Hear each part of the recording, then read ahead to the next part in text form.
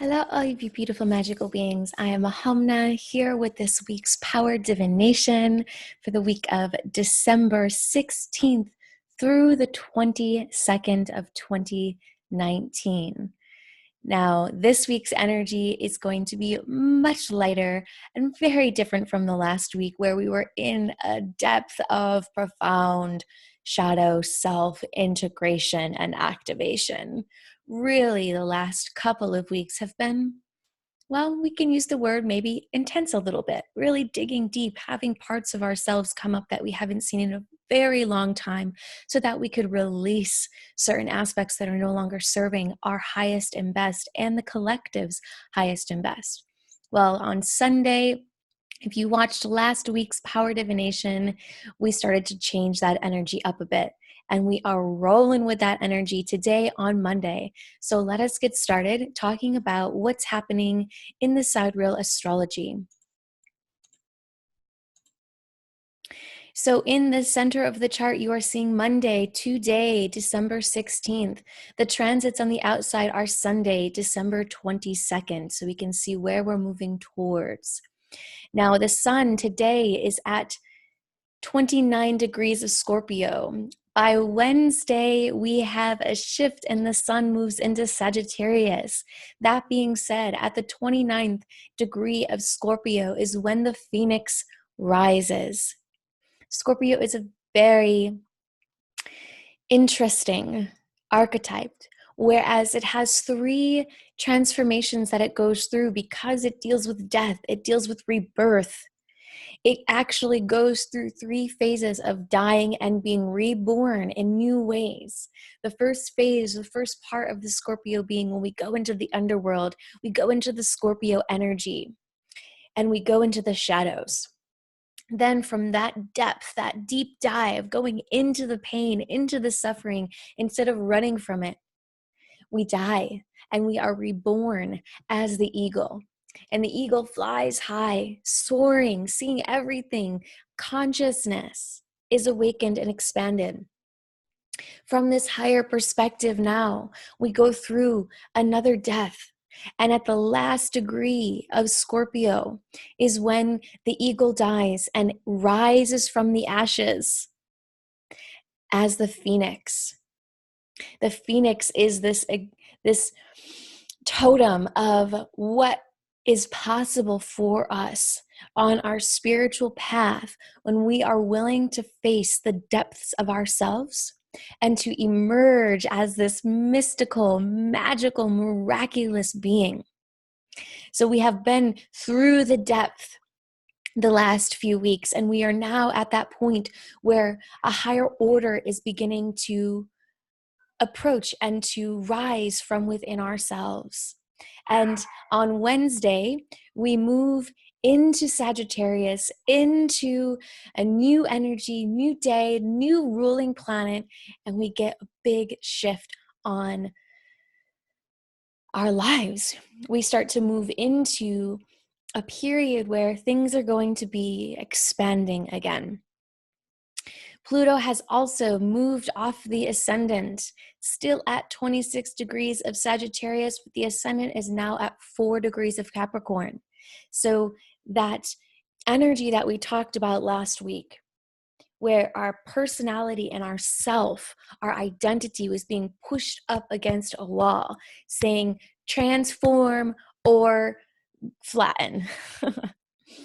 And that energy, we're getting a break from that, right? So not as much pressure. You might not feel as much pressure. We will come back to this Pluto ascendant energy. We'll kind of be going back and forth on it for a little while until Pluto fully passes through in the first house. Now, at the beginning of the week, you see here the moon in the 7th house of Cancer. We have this energy being influenced by Pluto and Saturn. So at the beginning of the week, emotions are going to be high. And your relationships might be triggering you during this time to release any emotions that are hidden in your relationship, any emotional shadows that might be blocking deeper connection and deeper intimacy in your partnerships. As with the moon, this energy is fleeting, as it will be into Libra, as you see up here on Sunday.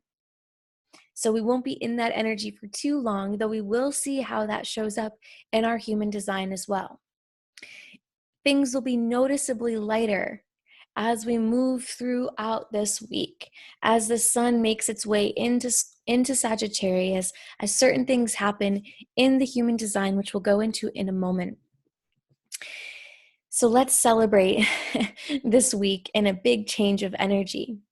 We are also coming into the last 3 months of a journey that began October of 2018 when the nodes moved into the 6th and 12th house. October of 2018 is when the health of mind and body crisis began for the collective. I know myself and very many others have been in a powerful healing portal of body and mind that began October of 2018. Because that is what we experience in the 6th and 12th house, deep and profound healing. Healing that allows us to awaken and connect deeper to our spirit, to re-emerge in the Christos consciousness through profound activations that help us in our body. And what this year has really been about, well, really, since 2018 October, has been about where we have been out of our body, disembodied, disassociated with our bodies. And these health challenges have really risen these last 13 months in order to bring us back into our bodies. This energy shifts March of 2020. We move into new energy, 5th house, 11th house, creativity, community, play, pleasure, expansion. So just know that this healing journey that you've been on is starting to come to a close. Yes, there are still a few more months to go. That being said, you should already start to feel a lightness in your body, shifts happening, clarity, a deeper appreciation and connection to your body.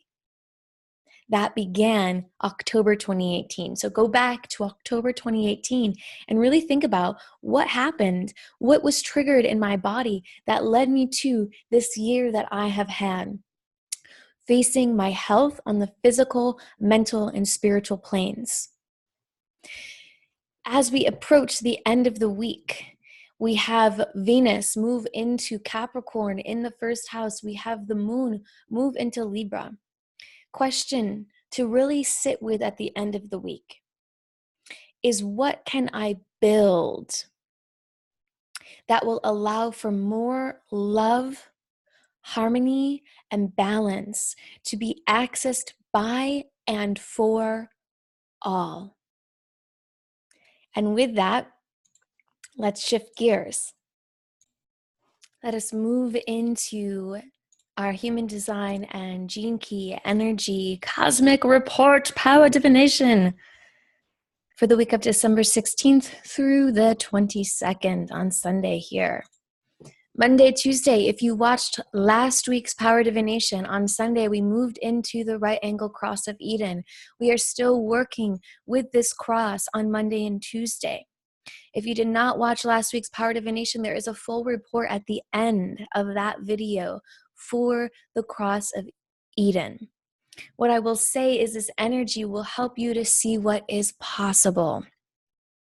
The Garden of Eden, utopia. It will also allow you to see what is not that, what is not utopia, what is not the Garden of Eden, where there is still room to grow, where there might be weeds that need to be pulled or soil that needs to be sowed. It might feel very emotionally painful, especially in your relationships, if they are not what you view a relationship in utopia, in the garden, to be about. Monday and Tuesday, we are working with manifesting generator energy. The energy is moving very fast. It's very primal. Let's pull that down.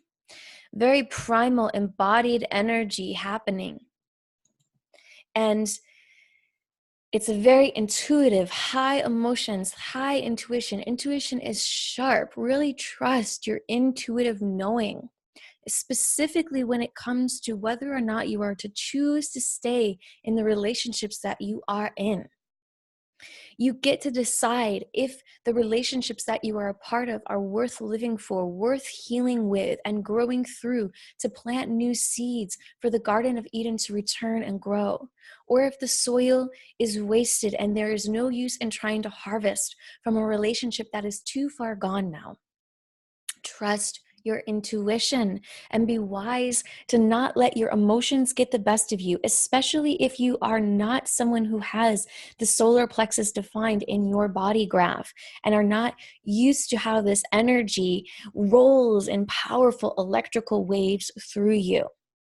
Now, you can use this energy Monday and Tuesday to actually be a catalyst for awakening stuck energy that has been held inside of your body due to emotional traumas from relationships in your past that were not serving your highest and best. That energy gets stuck in our body and held as numbness, tension, chronic pain, all these different things that are a sign that there is energy stuck. So you can use this manifesting generator energy Monday and Tuesday, this emotional solar plexus authority, to really break those energies of emotions free from your body, so that you can break free from emotional patterns in your relationships that are not serving your highest and best. Now, be wise that on Tuesday, we are working with a line 3 energy here that can want to run from the challenge.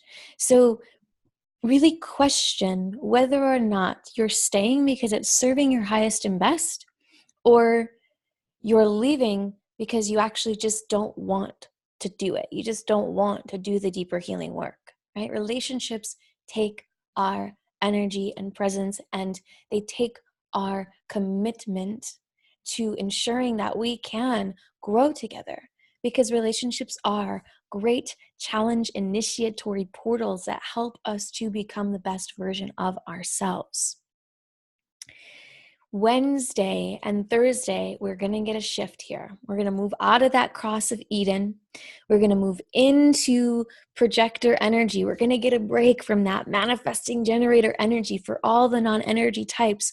Monday, Tuesday is a great time of the week to get work done, to be productive, to take action.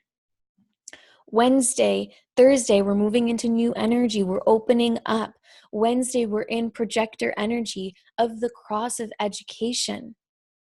Thursday, we move into reflector energy of the cross of education. So let's first talk about this cross of education, right? It's all about, as it says, educating.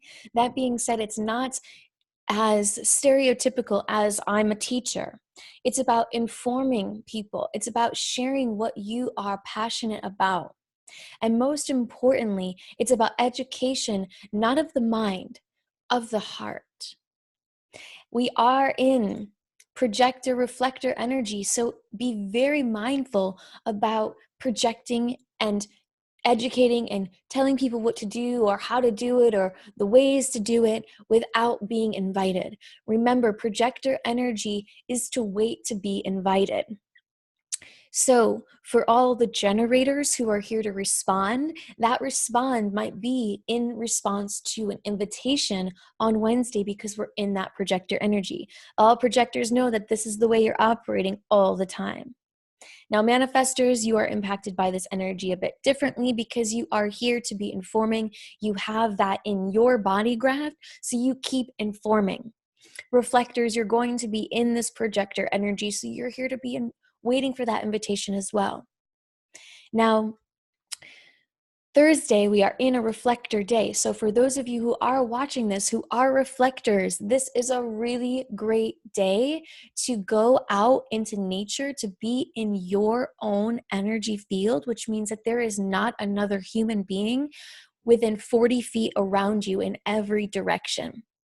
So you can be completely in your own aura, and you are not going to be influenced by any defined centers in the cosmic energy report on Thursday. So it is a great time to really sit with yourself and get clear on, who am I? What is my truth when I'm not reflecting for everyone else? Let's talk about this energy happening here in the sun and earth now. So Monday, you'll notice 11 in our conscious sun and 12 in our conscious earth. That energy staying with us. Tuesday.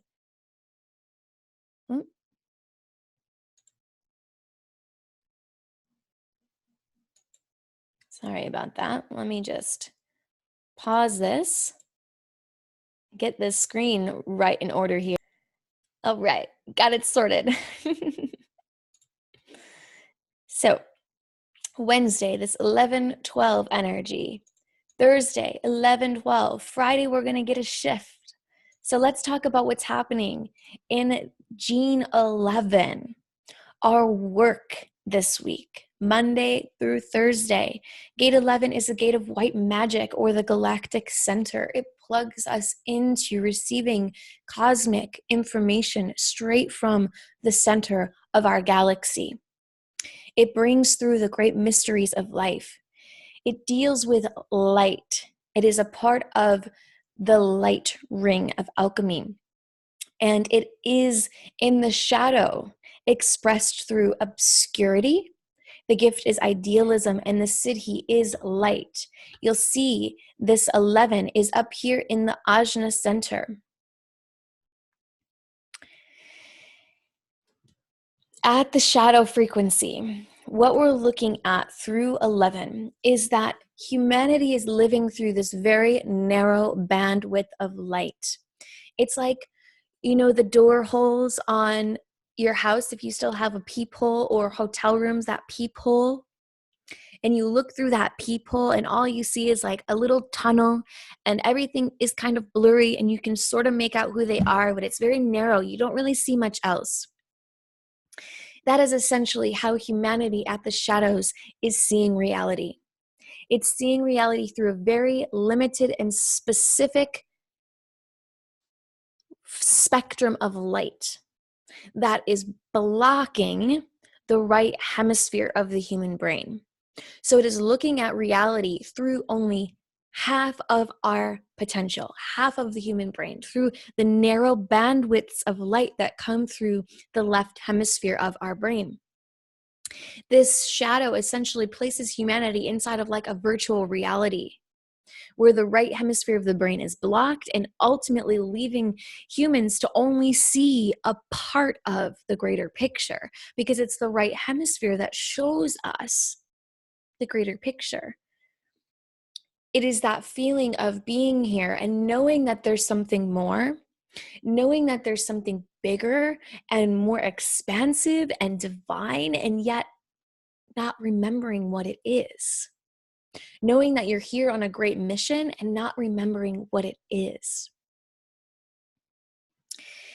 The gift frequency of this gene, idealism, is all about awakening the right, imaginary, creative power of the brain. It awakens our archetypical understanding of the greater picture. And energetically, this gene's gift represents the rising of the yin energy, the feminine energy of the right brain that is happening now within the human genome. As we saw in the astrology, Venus has now made its way into the first house. We are moving into a new initiatory time where Venus passed through that major south node, Pluto, Saturn conjunction, and we radically shifted our awareness around what it means to be in our feminine energy. And we are moving into a new time where the feminine principles are allowed to step in and stand in their power. This energy manifests our dreams into the world. The gift of idealism, it manifests our creativity, our genius into the world. Idealism requires, though, proper structure. So it's very important to not go into imbalances where we go too far into the right and we forget the left, too far into the feminine and we forget the masculine. Because the gift of idealism can only awaken when it has the proper structure of the left brain, the masculine, to create and manifest through. It is the chaotic swirl of the feminine that invites us to release control and to get clear on what it is we wish to see in this world.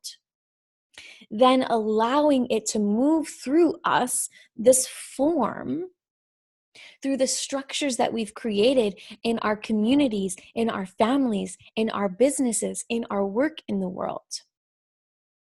Ultimately, our work this week, Monday through Thursday, with this 11th energy that began yesterday on Sunday, is asking for us to awaken the creative power within our right brain, to step out of logic and into the shamanic mystery of the divine feminine within. It's a great time to be expanding your creativity. Go and buy some crayons and a big white piece of paper and just start scribbling and drawing. Write something, sing something, dance something. Be creative. This will help you to get out of the staccato of the left brain and into the flow of the right. We are also working with Gene 12 in the earth, our evolution and chance to grow through the challenges that will rise this week through Thursday, pertaining to the energy of the 12th, which is here in our throat center. It is a communication channel. It is a constriction space where the shadow of the 12th gene is all about vanity. The gift is discrimination, and the siddhi is purity, pure communication. Vanity is deeply internal. The shadow of vanity climbs all the way up to the top of the mountain, which means it's one of the last shadows to dissolve as we awaken the higher cities of our 64 genes.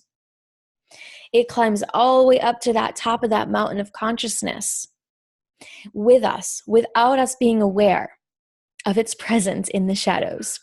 It is the very first human vice and the last of the shadows to get access to the higher vibration. The 12th shadow of vanity is the love of our own uniqueness. And it's about learning to love ourselves, right? We always have to remember that the shadows are not bad or wrong. They serve our evolutionary journey. They serve us to unlock things within ourselves, within our collective that otherwise might not necessarily have been available. So the shadow of vanity is about learning to love ourselves. Vanity only ceases to no longer exist when we realize that to truly love ourselves is to actually love everyone and everything, which is a quantum leap of one's ideas of self all together.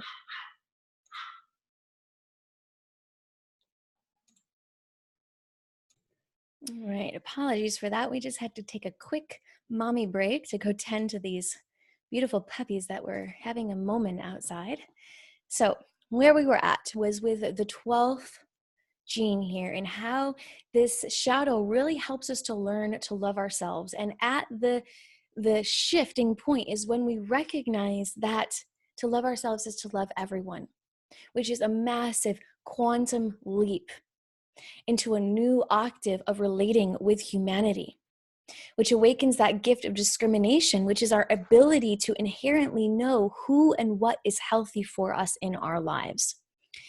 If we see the beginning of this week as this time to really reflect on our relationships, on what relationships are really serving our highest and best, the challenge this week is to see and love everyone that you're in a relationship in a very selfless way. That means I am one with this being. Yet in my oneness, I get to discern whether or not this person is truly healthy to be in my life. Discrimination is our vanity put to good use.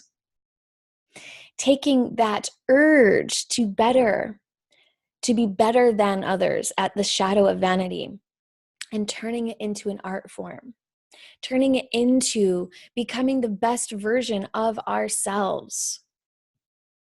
So be very mindful this week about any energies of vanity, about seeing yourself as separate from the other, about running from relationships because you are not wanting to do the deeper inner work of acknowledging that we are truly one.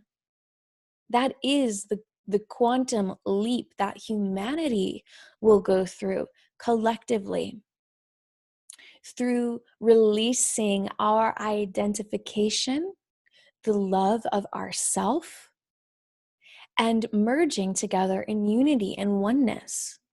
That is a big theme of 2020 as Pluto does its dance back and forth across ascendant to fully emerge in the first house. A brand new 200 plus year cycle begins. Now, Friday, Saturday, Sunday,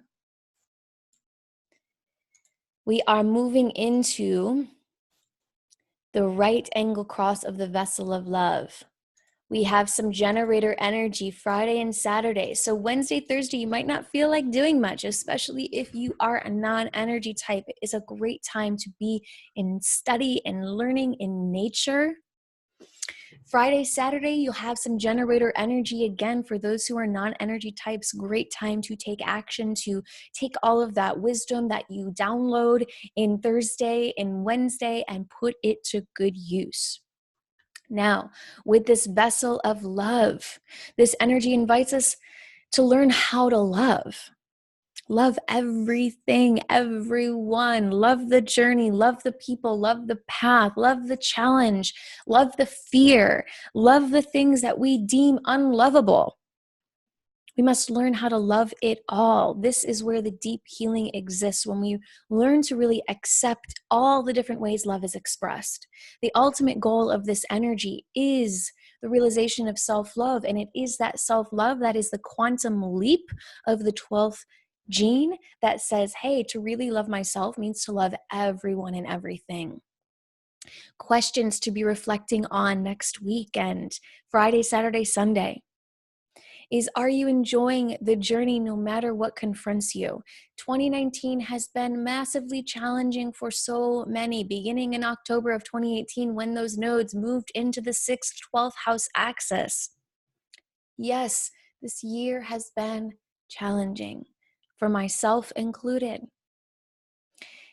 Are we enjoying it no matter what we have confronted by? Can we find creative ways to move past our challenges? Can you genuinely say you're in love with your life? Can you convey this love of life to others? If you answer no to any of those questions, it is time to really, really look at what you are resisting, what you are deeming as less than worthy of love. Because the vessel of love cross invites us to recognize that at the core of everything is love. Love is always only 1 degree away, the flip of a light switch. Beginning on Wednesday, you'll see here we move in the sun unconsciously in our design moves into 46 and in our earth moves into 25. Wednesday, Thursday, Friday into the cross of the vessel of love. Saturday, Sunday, Wednesday through Sunday, our unconscious sun and earth are being influenced by the 46th and the 25th gene. Now, our radiance in the 46th, this is what we will gain from our growth this week. The 46th in the G center is all about the physical embodiment of love. It's all about the body as a vehicle for the soul. Movement and becoming grounded in the body are the key aspects of this energy so that we can fully experience spirit through this body. This is a great time beginning on Wednesday through Sunday to create goals for how you want to show up in your body, for ways that you have been too serious, the shadow of this gene, about life, and to create some spaciousness to play and experience pleasure in that beautiful body. It's also time to think about if you have been neglecting the messages of your body and committing to creating change, developing practices to exercise, play, experience pleasure in your body. This gene is the shadow of seriousness. The gift is delight, and the siddhi is ecstasy of the body. It is all about our relationship with our body, and it is ultimately pertaining to the first 7 years of life in this body, when all of the shadow patterns are hardwired into the physical structure during this time, our posture, our breathing, our relationships to touch and the senses. It takes 7 full years for us to fully incarnate on the physical plane, meaning for our spirit, our soul to fully come into this body and to decide whether or not it wants to fully come into this body. There are a lot of people who are living disembodied, meaning their spirit, their self is out in dimension 17 or whatever it is, instead of being here in the body. And in order for any healing, any awakening, any advancement to take place, we got to bring our spirit into our body now. It's in these first 7 years that we decide whether or not this world is safe enough for us to come into our bodies. If we pick up the stories of delight, ecstasy, play, pleasure, we'll come into our bodies, we'll feel safe, our bodies will be relaxed, our posture will be relaxed. We won't have tension and tightness. That being said, when we live without the memory of these higher planes, we can have a tendency to take life too seriously. Even the spiritual path can be taken too seriously. Delight brings this freedom that emerges from an acceptance and an appreciation of all of the riches of being alive. And it is ultimately about feeling physically alive within this realm of matter. Delight is this inherent inner knowing that nothing really matters except life and love. In delight, our attitude becomes lighter. Life becomes lighter. Circumstances are naturally accepted and life moves a bit more gracefully. If you are a parent raising a child who is less than 7 years of age, this seriousness extends from the parents and their inability to trust themselves, becoming too serious about life and transmitting that frequency to the child. So if you are a parent in these years of parenting, try not to take it too seriously. I'll share a story about a conversation I had with the mother of my godson in his first infancy, first few months really of life. And there was a lot of fear around keeping this baby alive. That is her responsibility to keep this baby alive. And I said, well, wait a minute. That beautiful body that baby is in right now is going to keep it alive. That's that body's responsibility. That body knows how to stay alive. Plain and simple. It's not your responsibility to keep that baby alive. It's the baby's body's responsibility to keep it alive. And this huge shift happened inside of her. Because that I need to keep this baby alive, I need to keep it safe and protected, it takes it too seriously. And what it actually does is it tightens and constricts its energy. It gets the opposite message. Yes, protect, care for, devote your life to your child. But be mindful if you're taking it so seriously that they don't have spaciousness to play and to learn through falling down. How to get back up. We are also working with this 25th, our purpose, our deeper purpose that the cosmos, the universe is wanting for us to realize. Wednesday, it begins as we move into the sun in Sagittarius through Sunday. 25, also in the G center. 25 is about love of spirit. The energy of this gate is very sweet and loving. It is pure love that is felt energetically through the aura, and it has a tremendous healing power to it. It also holds within it the myth of the sacred wound. The shadow here is constriction. The gift is acceptance, and the siddhi is universal love. And within this gene lies the secret of love and the foil of love. The shadow of constriction is where love is absent, and it is the source beneath all human suffering. Constriction is self-creating, self-limiting, and it begins in the breath. It creates tightness along the front side of the body that begins in the chest. It is within this gene that we find the myth of the sacred wound and the source of our suffering, which is literally this binding of our DNA into the shadows, where we're not letting light in, letting breath in. When people really tune into their bodies, they feel this constriction. They feel this tension. They feel this tightness. They feel this discomfort of pain. And what usually happens is they feel that and then they run from it. They recoil and suppress it, and they become even tighter. If you have the courage to honor and listen to the wound within, where it has been wound, everything will change. Realizing that the purpose of something that is wound is to unwind it.